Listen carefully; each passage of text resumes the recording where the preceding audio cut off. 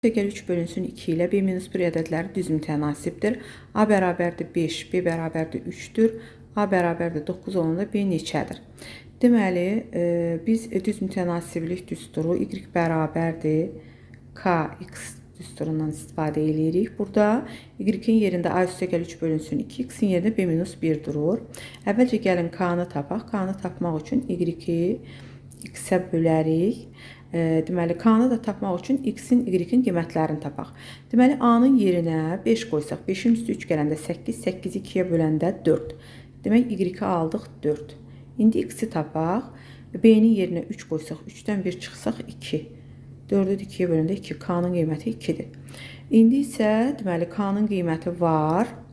A-nın qiymətini yerinə qoyaq. Y-in qiymətini tapaq. Oradan da x-i tapacaq.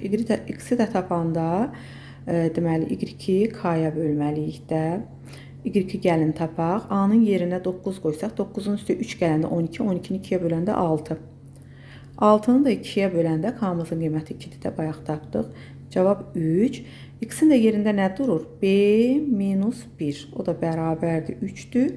B nəyə bərabərdir? 4-ə.